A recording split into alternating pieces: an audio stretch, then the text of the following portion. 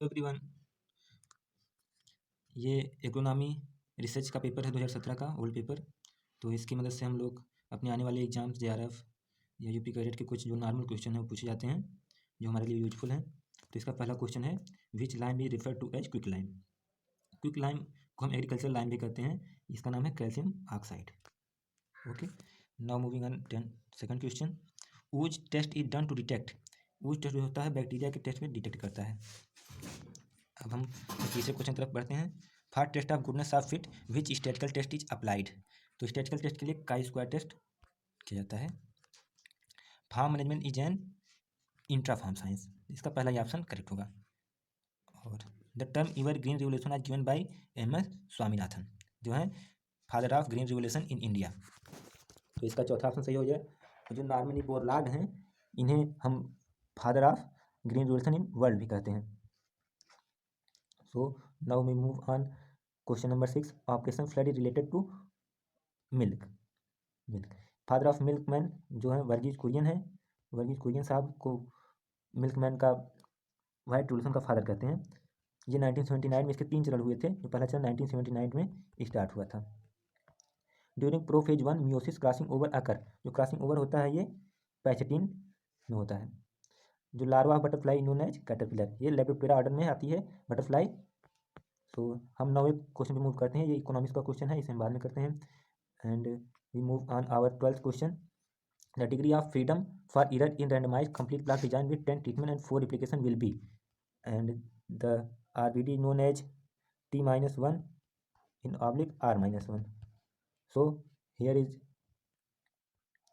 T is 10 and R is 4. So 1 in reduction known as 9327 is answer. The analysis of variance is technique of, so economics question we not do today. Moving on other question, which one of the following is C4 weed, इनमें से कौन सा C4 weed है। All the जो छोटी पतली पत्तियों वाले वीड होते हैं नैरो लीफ, वो C3 में आते हैं। And Digitaria is known as C4 weed. Which one of the following is root parasite on maize. Root parasite on maize, there are 2 type of root parasite, total root parasite and partial root parasite या semi root parasite. So Orobanche known as root parasite. Which weed has multiple herbicide resistant in India. Multiple herbicide resistant weed known as canary grass, जिसे हम गुल्ली डंडा भी कहते हैं। इसका scientific name फेलविस minor होता है और ये टेस्ट बेस का 202 ग्राम होता है। And my 17th question is, which one of the following used as antidote with herbicide. Herbicide के साथ एंटीडोट का यूज कौन से होता है। तो ये क्वेश्चन बाद में करते हैं। Evolution of rice variety which gave breakthrough in rice production. Rice production में ब्रेक थ्रू दिया था जो TN1, first variety of rice in world TN1।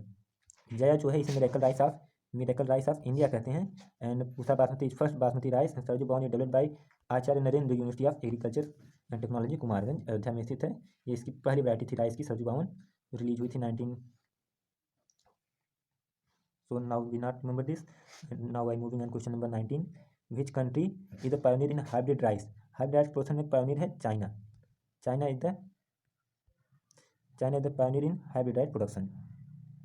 Okay, we move on the next question. The predominant cropping system of India is known as rice and wheat. What is the major source of irrigation in India? Major source जो irrigation का है वो tank है, 46% tank से irrigation होता है। Which sequence is correct with respect to water holding capacity of soil. Clay, silt and sand known as clay, silt, sand known as. Water holding capacity सबसे ज़्यादा होती है क्ले की, फिर silt and other is sand.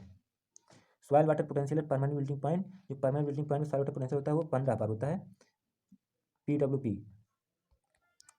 Indicator जो होता है sunflower का प्लांट होता है, PWP sunflower plant. And 60 bar known as ultimate wilting point. Now move on our 24th question. Which of the following mineral have the highest CEC? जो सबसे ज़्यादा CEC होती है वो वर्मिकुलाइट की होती है। And the time is montmorillonite and other time is humus is the highest CEC value. Now it's not in option. Element which is primary constituent of chlorophyll molecule. Chlorophyll molecule से magnesium का importance ज़्यादा होता है। And 26th question, potassium fertiliser most suitable for potato. Potato के लिए most suitable fertiliser है sulphate of potash ये muriate of potash known as MOP, muriate of potash known as MOP, and it is contains 60% K2O because it contains potassium chloride, इसे हम KCl भी कहते हैं. So it is not useful for sulfate of potash which contains 48% K2O. It is useful in this. Okay, the term luxury consumption is mainly associated with potassium. Okay, burning quality of tobacco is associated with, burning quality है वो tobacco से associated है potassium से. In soil nitrate is oxidized to nitrate by nitrobacter. Nitrobacter, ये नाइट्रोसोमनास जो ammonia को nitride में बदलता है और नाइट्राइड को नाइट्रेट में बदलता है nitrobacter. So there are two nitrogen bacteria working at pH neutral and temperature is 30, near about 30-25 to 30. So my next question is 30. Under optimum condition the use efficiency of applied phosphatic fertilizer is, phosphatic fertilizer use efficiency जो होती है वो 20 से 25 is 20-25 is the optimum condition for the efficiency of applied phosphoric fertilizer. Most suitable nitrogen fixer inoculant of sugarcane, sugarcane का जो nitrogen fixer inoculant है इसमें known as Rhizobium japonicum, it is for soybean. That's option is wrong. And Pseudomonas टेटा, this option is wrong. And Herbaspirillum, Herbaspirillum स्पोराइडिकी. Now here is answer is confusion. So now I moving on the 32 question. The best solid best carrier for bio fertiliser. Bio fertiliser सबसे best होता है farmer manure. Farmer manure best. If farmer manure is not in option, then lignite is used. Okay. Now moving on our 33 question. Gypsum application to groundnut is recommended at. Gypsum का application जो होता है groundnut में कब ज़्यादा pegging है, तो very sensitive stage for irrigation. It is the sensitive irrigation stage of irrigation, pre-flowering, sowing and 1 month stage. तो जिप्सम का एप्लीकेशन हमें लगता है सोइंग टाइम के टाइम ही कर लेना चाहिए ताकि वो पौधे को उपलब्ध हो सके. Tempo technology in mission oil seed programme, ये जो 1986 में स्टार्ट हुआ था tempo programme 1986. Which of the following statement is not appropriate for organic farming. Organic farming के लिए इनमें कौन सा एप्रोप्रिएट नहीं है. Integration of suitable technology, maintain long term soil fertilities, maintain quality of produce, emphasis to maximise production. Maintain long term produce, ये तो fertility को बनाए रखता है, ये ऑप्शन में करेक्ट होगा. फर्टिलिटी बनाए रखता है. Maintain quality of produce, quality भी इसकी बनी रहती है. Emphasis to maximum production, production में हमें लगता है शायद थोड़ी बहुत कमी होती है. So that's option is emphasis. Now move on our 36 question. Which are the following used as livestock feed in forage. तो लाइव स्टॉक के फीड के लिए wild and cultivated both are used as for forage purpose. There are two term fodder and forage. तो fodder जो होता है वो grain type होते हैं, जैसे कोर्स मिलेट होते हैं, सोरघम, ज्वार, ये ह्यूमन यूज में भी आते हैं और फॉडर यूज में भी आते हैं. तो इसे हम फॉडर कहते हैं. That's known as fodder. Fodder grain plus straw is known as fodder. And forage is known as forage. Sorry for that, forage is known as only for straw.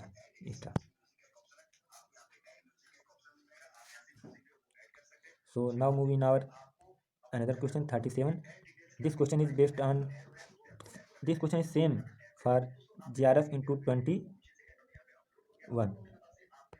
ये सेम क्वेश्चन इसी में आया था JRF 2021 में. So intercropping in dry land is advisable when effective crop growing period is. Intercropping dry land में कितने week का होता है, तो ये 20 से, यही same question, this is same question come in